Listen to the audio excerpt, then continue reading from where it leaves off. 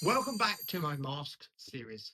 This week, I'm getting on my high horse to talk about the exhausting life of being the Lone Ranger.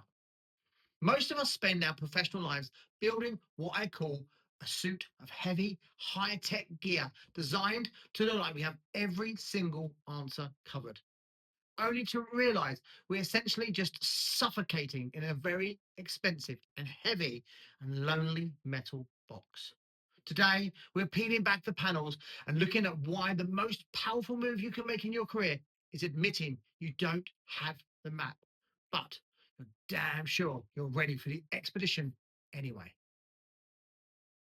For years, I wore a very specific kind of protective shield.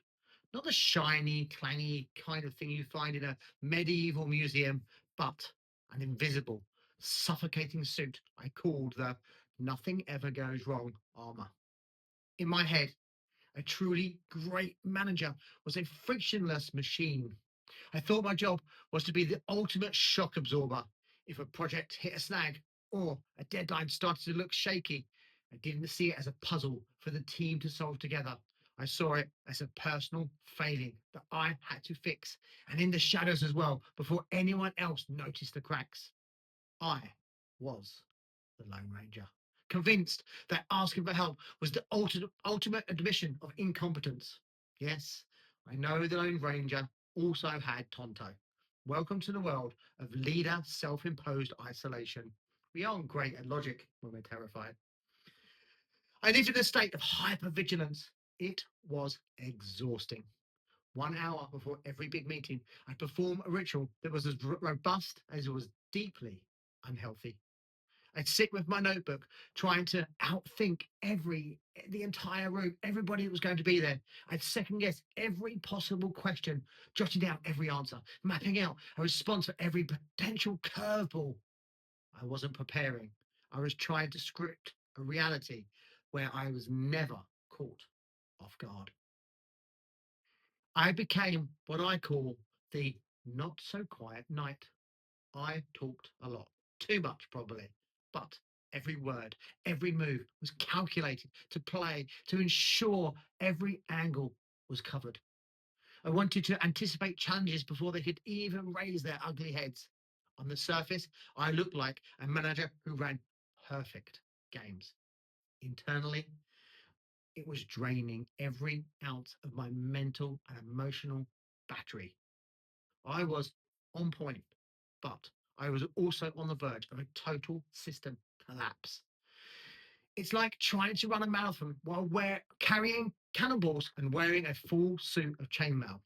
You might look focused for the first mile, but eventually the physics of the situation are going to catch up with you and totally weigh you down. It's strange, but the only place I felt the suit was unnecessary was in the DJ booth. However, 5 minutes before a set, the imposter syndrome would hit me like a rogue wave. I stand there thinking, why am I here? Are they going to like this? What if the transition between tracks just doesn't work? But the second I stepped up onto the decks and touched the faders, the adrenaline took over. It was an out of body experience at times. I didn't know the answer. I didn't need to know the answer. It wasn't scripted because I was in the moment. I was the answer.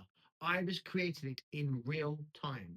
My intuition was my compass, and I trusted it to find the North Star, or in this case, the perfect set of records. In the design studio, however, I didn't trust my intuition. I tried to compensate by making things up.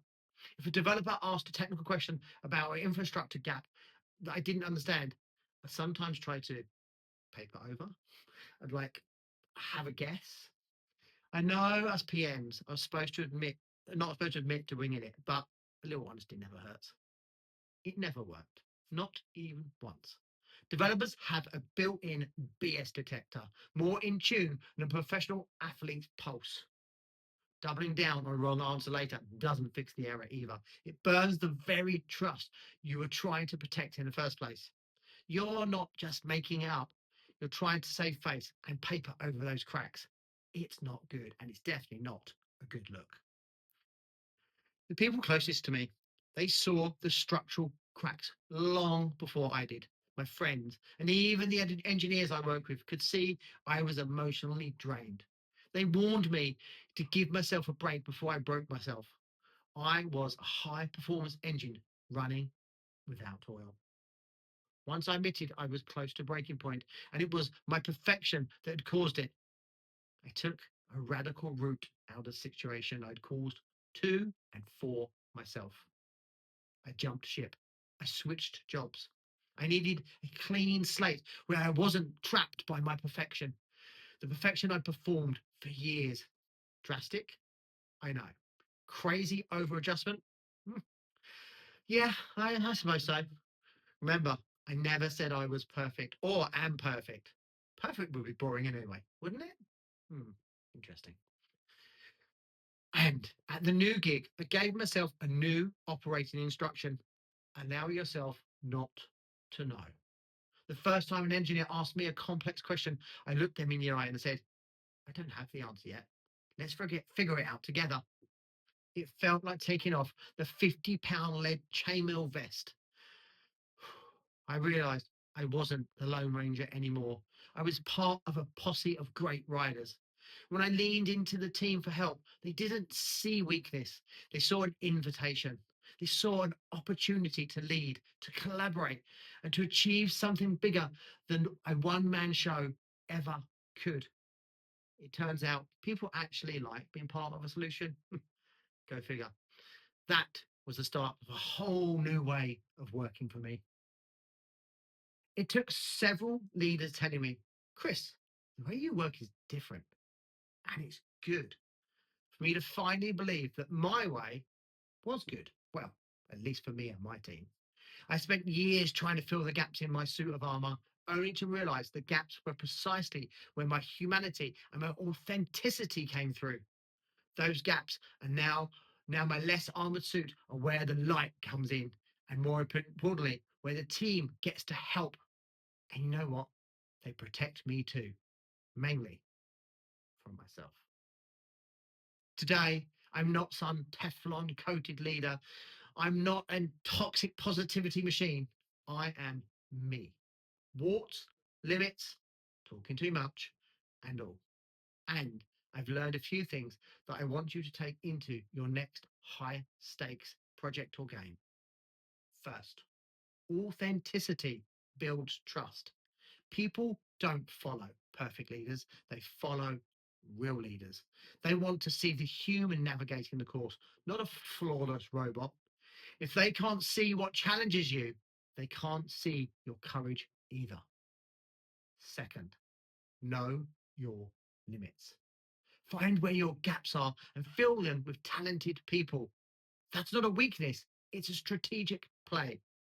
A great captain doesn't try to man every station on the ship. They find the best navigator and the best engineer, and they then let them do their jobs while he steers the ship. Third, be your own public relations machine. Own what you are great at, and don't be afraid to be your biggest fan. Celebrate your wins, big and small. If you don't value your own contribution, why should anyone else? And yes, that includes the teeny wins, like finally clearing your inbox or surviving a meeting that definitely could have been an email. Everyone's been there. Here's the reality check. Work doesn't get easier. The challenges get more complex, but the view of what can be achieved becomes infinitely clearer when you aren't trying to carry the whole thing on your back. Stop trying to be the solo leader who never misses a note. Be a leader who isn't afraid to ask for a hand. Be the one who invites others to carry parts of the challenges, and celebrate success and learn from failures side by side with the team as well. Heck, more times than not, let them take the public credit. Tomorrow, when someone asks you a question you don't know the answer to, don't pivot. Don't use fancy corporate speak to dance around. Please don't do that. Look them dead in the eye and say, I don't know.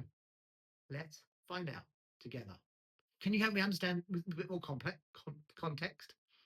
Watch how fast that turns into a bridge connecting you to your team. You've been listening to Christopher Stanley and my Masks podcast. If you've enjoyed the show, please drop a like, a comment, and even better, please consider subscribing. Remember, real leadership isn't carrying the heaviest pack alone. It's about being the first person to point at a mountain and admit you're not going to need, you're sorry, you're going to need help to climb it.